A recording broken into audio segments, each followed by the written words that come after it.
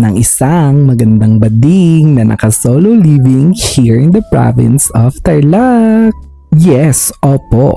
Congratulations are in order kasi 6 months na po tayo. Opo, char! Isa kasi to sa mga struggle ko working from home. Ang dali kasing hindi gumalaw.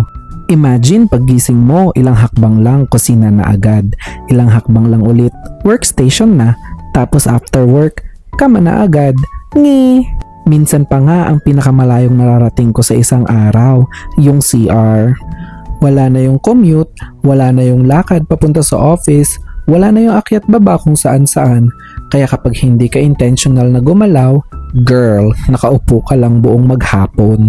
Kaya lately, tinatry kong isingit kahit simpleng walking lang. Hindi naman kailangan araw-araw may intense workout na parang lalaban tayo sa Olympics. Kahit walking, stretching, maglinis ng bahay, sumayaw habang naghihintay maluto yung pagkain, anything na magpapatayo at magpapagalaw. Huy! Pwede rin tumayo kahit every hour, mag-refill ka ng tubig, maglakad-lakad, mag-stretch, kasi minsan sa work from home, 3 hours ka nang nakaupo, hindi mo pa napapansin. Hindi naman sa nagko-complain ako pero honestly, isa rin yan sa mga reality ng living alone. Minsan, boring talaga, walang spontaneous na ganap, walang ibang tao sa bahay na guguluhin mo, so you learn to entertain yourself. Whatever keeps the household entertained. At ang household ay ako. Feeling ko, ayun din naman ang importante. Hindi naman kailangan baguhin mo yung buhay mo overnight.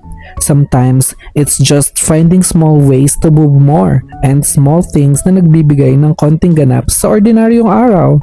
Hindi man tayo naging fitness influencer today, at least gumalaw tayo. And I guess, ganito lang talaga minsan ang living alone. Walang bonggang ganap everyday, kaya natututo kang gumawa ng mga sarili mong little moments. Maglakad, magluto, gumawa ng kape, mag-vlog, mag-model ng nakaduster kung kaya kailangan. Small things lang, pero they make ordinary days little less ordinary. Yun lang naman for today. See you on my next vlog. Bye!